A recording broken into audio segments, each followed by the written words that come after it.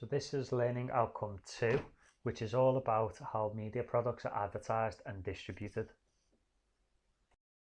So the main things that we need to know are we've got to be able to explain the difference between the types of advertising. So there's different types that we need to know. You've got to be able to evaluate how media products are advertised. You've got to know some case studies about how things are advertised in different ways. And you need to know how products are distributed. So how are they passed out? How are they given out to the audience? So let's start with looking at the different types of advertising. So we need to know traditional and contemporary methods, and we need to understand above the line and below the line advertising. So first of all, it's quite useful if you understand the difference between marketing and distribution. So marketing is the actual advertising of a product through promotional content. So the usual methods are kind of like posters, TV adverts and trailers.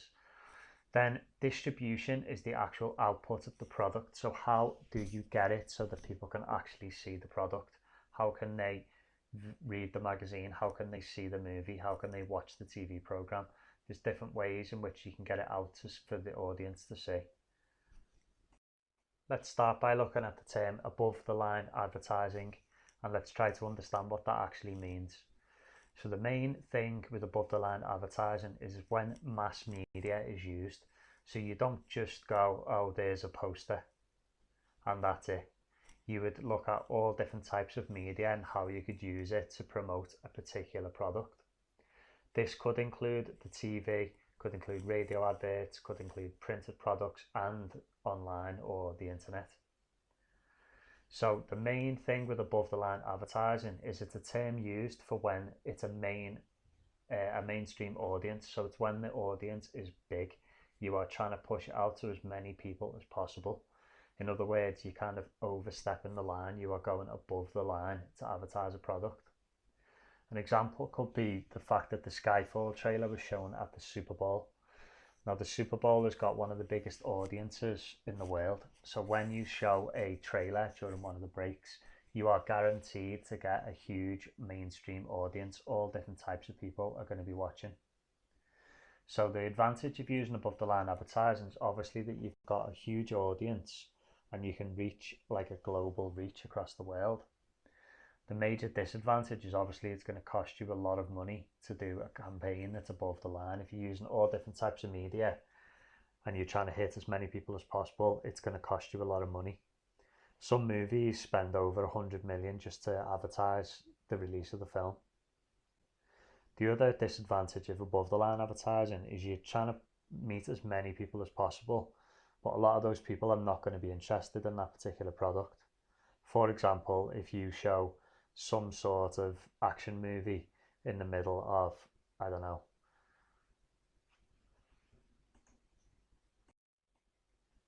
probably a good example would be to show, if you show the romantic comedy in the advert break of a football match, it's probably not the most sensible place to show it because stereotypes aside, not as many women are going to be watching the football match and not very many men are going to be interested in a romantic comedy.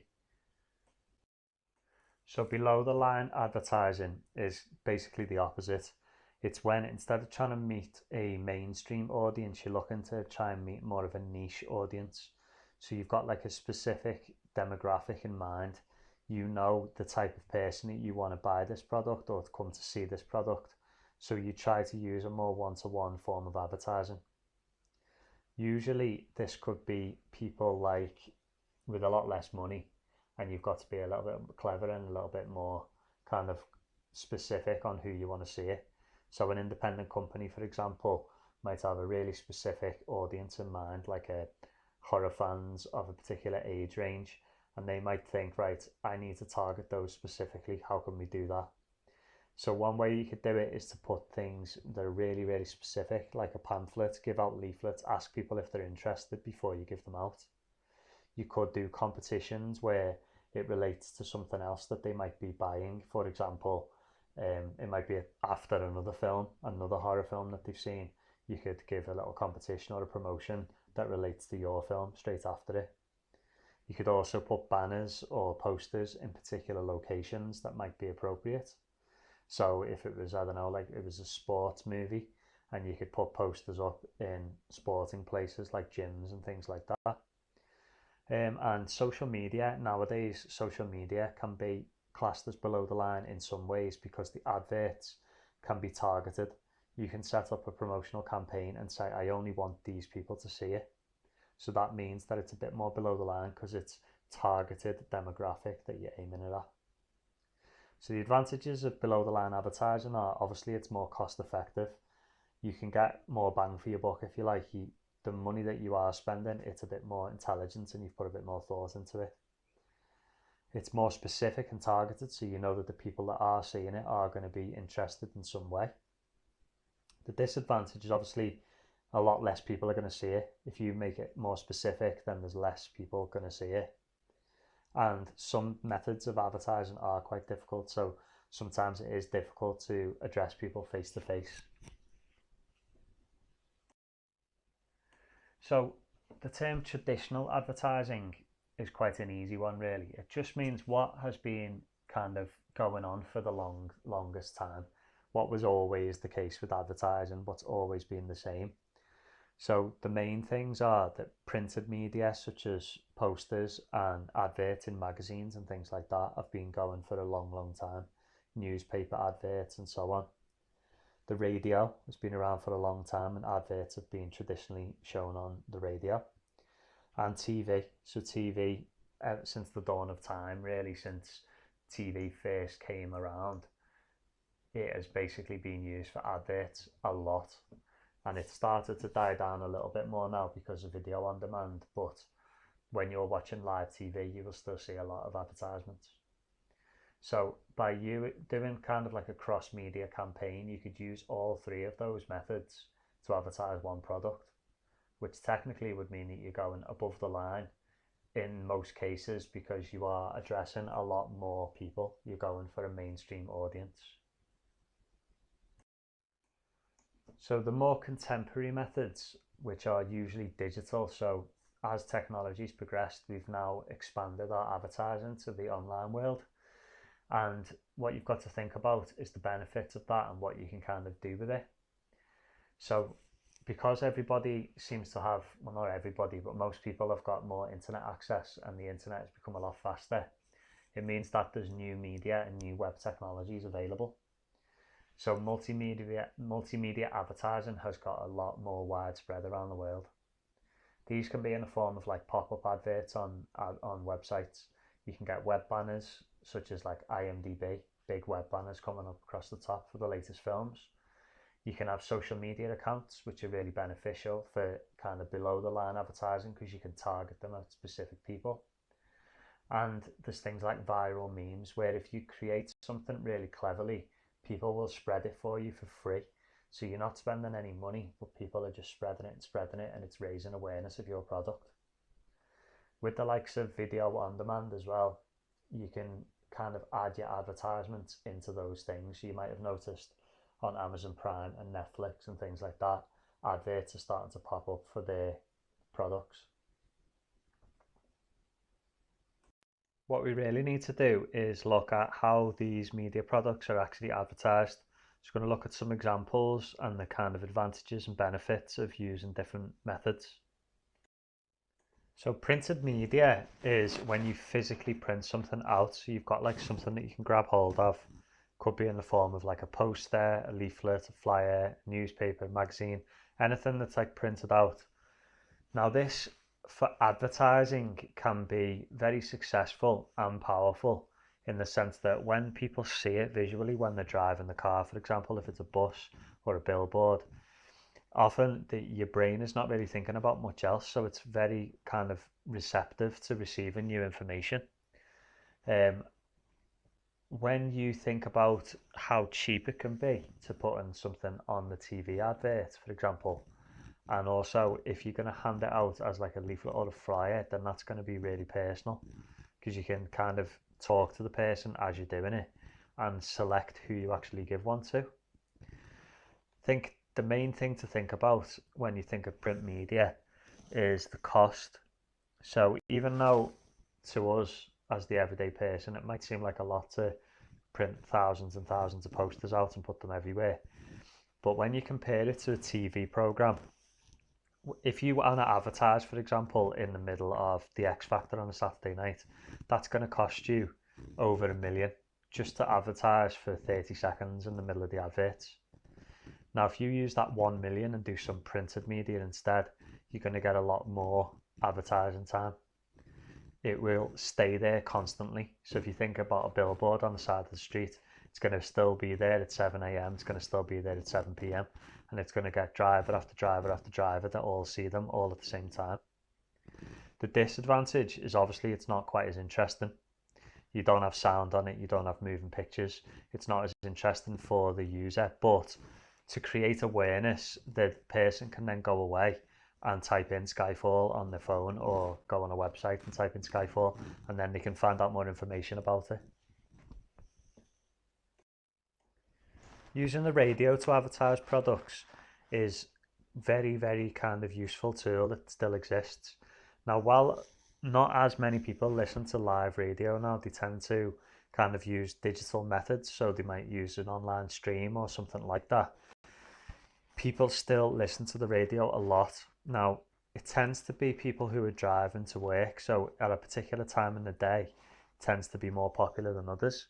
But also some people who work in maybe factories or in a warehouse and things like that, they will have the radio on all day long. So it's still an effective way to reach an audience with a lot of listeners. The best thing about radio is you have local radio stations, so it might be a way of using below the line advertising because you can target like a kind of niche group of people. So there's something called geodemographics, which is kind of a location of a type of person where they might live. So if you put Radio City on, whatever it's called these days, Capital or something like that, that will be local radio. So the advertisements that you could put on there might be for local businesses. So it could be like for Liverpool Windows or something like that. That makes it a little bit more specific, so the people that are listening to it are going to be more interested. If you put an advertisement, for example, for some company that's based in London on Liverpool radio, it's not going to be very helpful for you. Good thing about radio is because it's got sound, obviously it can make it a little bit more interesting than printed media. You can use things called idents and jingles. These are kind of like memorable tunes that you hear on the radio. So things like little sing-songs that pop up and little tunes that make you remember things a little bit more easily. So one of the ones in Liverpool is like for taxi companies, isn't it? People remember the number because it puts it into a musical little note. Another thing that you can do is sponsor things. So you can put like sponsors for different companies as part of like competitions and stuff on the radio.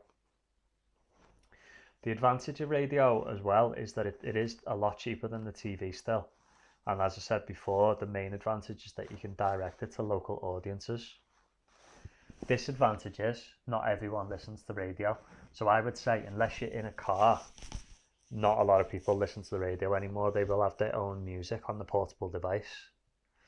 Another thing is the radio does seem to be popular at a specific time. So I would guess between 8 and 9 a.m. is going to be one of the most popular times because people are driving to work at that time. Similarly with between like 5 and 6 when people are in the car at that time as well.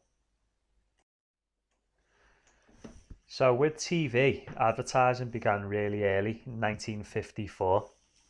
If you've ever seen a TV show called Mad Men, it looks specifically at the rise of advertising and big companies that make thousands and thousands and thousands all from running advertising campaigns, and a lot of them use like a TV spot to advertise something.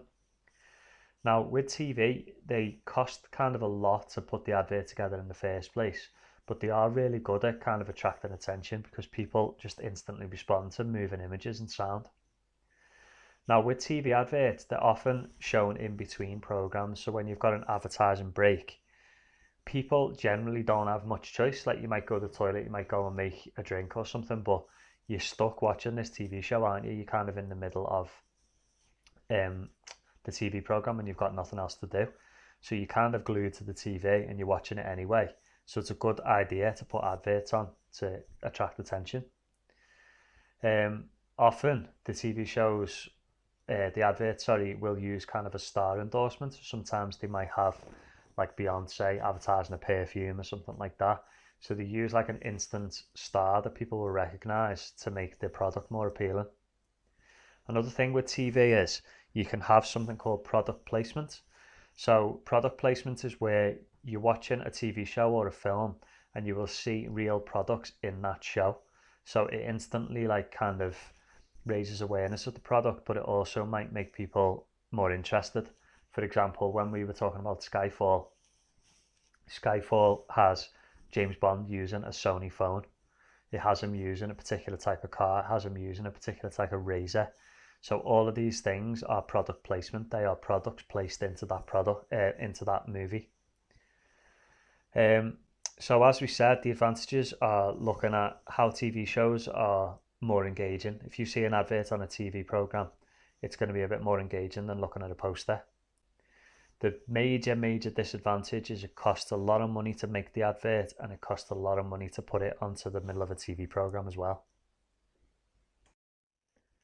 Digital methods of advertising a media product are the more contemporary methods. So obviously nowadays, many more people have got access to the internet, whether that's at home, on a computer, a tablet, or on the Wi-Fi, or whether it's on mobile internet. Now, people are constantly using the mobile phones. Could be on a bus, could be in the car while they're getting taken somewhere and they're not driving. It could be when you're on a break. Could be when you just sat at home browsing at night or anything like that. People are constantly using the devices now. Now, the major advantage of using digital methods is if you use social media, you can personalize and target who you want to see your advert. So for example, on this page here, you can see the Skyfall Omega link up, the collaboration. And this is where James Bond wears this watch in the film. So that is advertised on Instagram, but it's only shown to the people that might have an interest in those things. So basically your computer and your phone and everything, it records your internet access. It keeps something called cookies, which are showing your kind of patterns of behavior. And what that means is if you keep visiting websites about watches, the cookies file will display that you're interested in watches. And when you go on Instagram, the adverts that it might show you are to do with watches. It might also have information about you personally, like whether you're a male or a female. So it's not going to show you a man's watch if you're a woman. However, if you're searching for men's watches, it doesn't really matter if you're a woman or not, because you might be looking for your husband or your boyfriend or brother or whatever.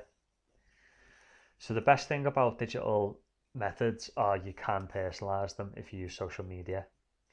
Another thing is that it's a lot cheaper, because sometimes, I mean, on social media, it's free unless you pay for sponsored adverts, and you can have a worldwide audience. So 24 hours a day, people in all different parts of the world, different times a day, can all see something online. Another advantage is that if you think about it, what you can majorly do with these online methods is you can do it and share it virally. So if I create a very clever advertising campaign like Ghost Stories did, for example, that can be shared and shared and shared, and other people are doing your advertising job for you. So in their particular case, when they made deliberate mistakes on the poster and in the tweets and things like that, people thought it was a real mistake, not deliberate. Start sharing it, taking the mick out of them, and before you know it, it's gone viral because they're spreading it around everywhere for them. Disadvantages of digital methods is there's a big part of the world population that might still not have access. You've also got a lot of the elderly people might not use the internet at all, so you're missing out on that kind of whole cohort of people. And you're up against a lot of competition. So if you go on a website, your advert might not get shown because there's so many other people that want to do it as well.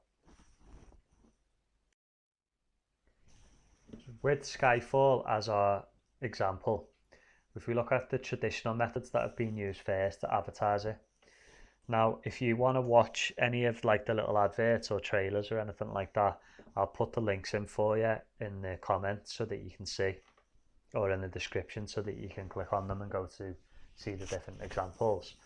But the traditional method that is used for movies in general is to put trailers before other movies. Now, you can, I guess, you can do this in a way to kind of choose who you want to see these trailers. So if you put the Skyfall trailer before another James Bond film, then obviously that's perfect because the audience is already kind of on the same level. If you put it before other action films and before other kind of adult themed movies, then you're going to get the right kind of audience that are interested. If you put a trailer for Skyfall before Monsters Inc., then you're going to get loads of kids like, what's that? And it's not really appropriate for them. So, in a way, you could argue that using some trailers could be below the line advertising because you're trying to target it at a specific person, a targeted demographic group. Another traditional method is print. So for Skyfall in particular, you could put in the cinemas, you can put the posters on the wall. So when you go to the cinema and you come out the screen, you're looking around and you'll see other posters for other movies that might be coming out.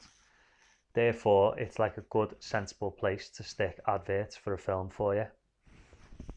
Billboards, as we've mentioned previously, really good little example of where you could stick something where a lot of people are going to see it. You can also put the website that people can visit on the billboard so they can get more information. You can have posters on the side of a bus, or in Skyfall's case where they had the entire bus coated with the advert. You can have magazines about film. So for example, in Total Film or Empire magazine, you might have a front cover featuring Skyfall. You might have adverts inside that film magazine where it's the Skyfall poster. You can have TV adverts, so you're just watching X Factor or whatever, and in the breaks comes up Skyfall with a proper trailer. You can have collaboration with other brands. So this is where you're kind of trying to use synergy and create awareness.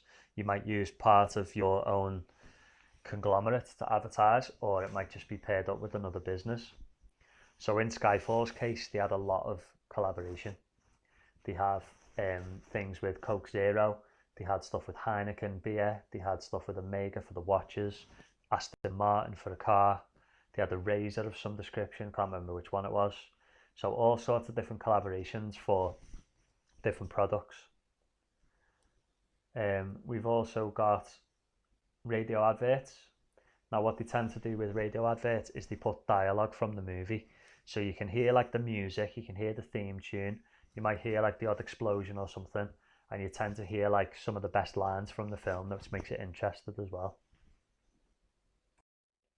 So examples of the more contemporary or digital methods are when Skyfall has basically set up its own website. So its own website is really useful because you can put like quick links to it. You can put the link to the website on a poster. You can put like QR codes where people can scan it in and instantly get to it.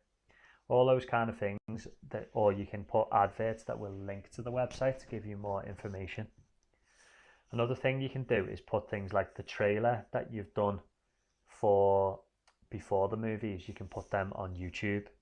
You could put them on Facebook, you can put them on Instagram, short little clips. You can use social media, put the same poster as an Instagram picture or Facebook.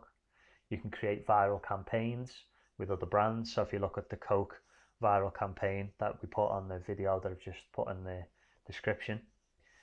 And you've got the actual website, which has got all sorts of different bits of information, example products that are coming up, interviews with the cast, all those kind of things that help to advertise and raise awareness. Sometimes in the exam, it might mention something to do with enhancing traditional methods. So what you've got to think of is what can you do as a traditional method and how could you use that same thing in a digital way. So if you make a poster, you could put it onto your social media account. If you make a trailer, you could put it onto your YouTube account. If you make something picture-wise, like some sort of advert, you can put it on Instagram as a little campaign. We've looked at all of the different methods of advertising and marketing now. So you need to think about how products are distributed. How are they given out? How do people receive them? So you've made a film, you've got it on your computer. How is everybody else going to see it? So when we talk about distributing media products, we're basically talking about how the products are delivered to the audience. So how are they actually given out to them? With new technology, so when we're talking about digital methods of things, with the new technologies available, with people having a lot more internet access, a lot more devices, this distributing of the products is completely changing. So there's this term that you might see on the exam, it's called technological convergence. So when something converges, it means to come together. So a technological convergence is the coming together of technology. And the best example of that is your mobile phone. So if you think about mobile phones now, what you can do with it, instead of just being able to ring somebody, you can now go online. You can go onto Facebook, Instagram, Snapchat, Twitter, all different social media networks. You can basically use it like a computer. You can do work on it. You can make PowerPoints. You can take photos. You can record video. You can record sound. You've got a keyboard on it. You can do all sorts of different things with one device. So because of that now, it makes the way of distributing products very, very different. You've got a lot more options out there for people to use. So just so you're aware of the different methods of distribution, sometimes you might get a short question where you've just got to state or identify some methods. So if you think about traditional, we've already looked at how they're all advertised. The ways that you can distribute something.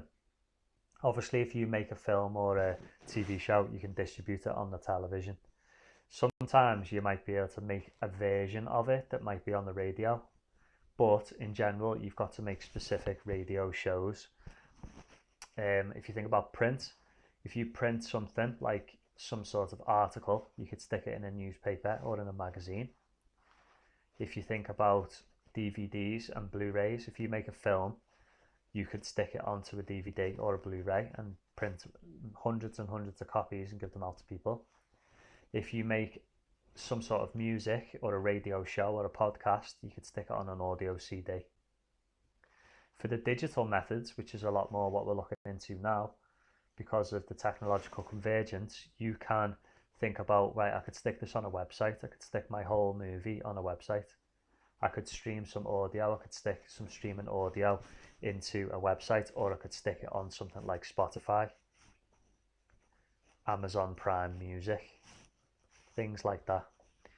The other thing you need to look at is video on demand. So you've got Netflix, you've got Amazon Prime, you've got all these other kind of things that are starting to pop up.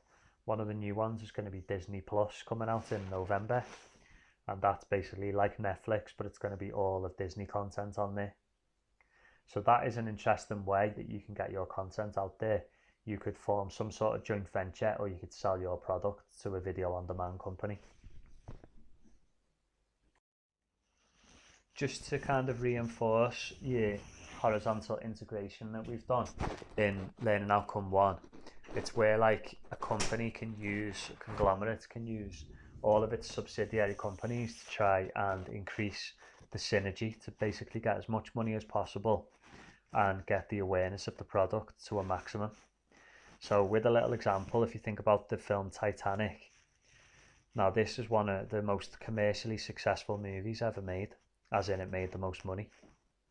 So you think about all the different ways that they distributed the products. Obviously they had the cinema release when it first came out, but then they also made a book version of the film. They made a graphic novel, which is like a kind of comic strip. They made an audio CD, which was all the music from the film. Then they released it at home, so it came out on VHS, which is the old videotapes, and DVD. And now it's been Blu-ray as well. And they also re-released it in 3D in the cinema. So there's a number of different ways the product or similar products were distributed. So many people are arguing now that we're in a digital age. We've talked about technological convergence. We're saying that basically your phones and things like that now can do almost anything. You don't have to have separate devices. so you can access content a lot more easily. There's high-speed internet now, so it's much easier to stream video. It also means that you can buy products and access them without ever going anywhere. So sometimes you think maybe our best thing to do would be to distribute and advertise everything online. You've got to think about the impact of online distribution. If we do put everything online, what's the impact going to be? Now for me, obviously, the main thing I think is that older people might not have access. So you've lost the massive audience straight away. But because so many people can download, stream, and simulcast films, music, and TV easily, things are changing. You've got video on demand, Netflix, Amazon, soon to be Disney Plus as well. For music, you've got Spotify, you've got iTunes, you've got Google Music. You've got all these different things that you can do to access content online. The word simulcasting, if it ever comes up, is when something's broadcast online and via a traditional medium at the same time. So best example could be something is live in America, like Game of Thrones, and you can watch it live in the UK at 2 a.m. It basically is being broadcast at the same time in two different ways. So one of the impacts of all of this online distribution is something called the death of the schedule. So the TV schedule used to be, people used to buy magazines and newspapers and stuff with it all the time to see what was going to be on TV. They used to have things like teletext where it would show what the next program was going to be and what different things were on. What they're basically trying to say now is that that schedule is dead.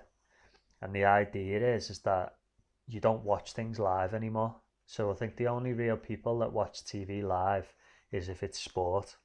You don't really want to watch sport later on in the day. You want to watch it when it's live on the telly. But things like Game of Thrones and other programs, you might watch it on catch up, or you might record it and watch it later, or you might just stream it in your own time. So there are still certain programs that still get big audiences, but in general, people will watch a program in their own time, which suggests that the TV schedule is dead. The effects of the technological convergence, the effects of all of this faster internet, devices that can access anything, all the streaming, the effects are basically the death of the schedule. You've got something called time shifting, which is where people watch shows in their own time. That's the technical term for it. And the main reason why they do that is because they don't have to watch adverts, because it's annoying. You've got changing advertising methods. People are starting to push more towards social media and YouTube rather than using the traditional methods, which is the advert and the breaks. Because what's the point in sticking an advert in the break of a TV show if people aren't watching it live anyway and they just fast forward it? The other thing is video on demand with Netflix and Amazon Prime. People watch TV shows on Netflix and binge watch them, and they don't have any adverts in them. So there's no point in trying to advertise on a show when people are just watching it in their own time anyway. That's the end of learning outcome 2. Hopefully by now you understand how things can be advertised and marketed and how all the products are distributed.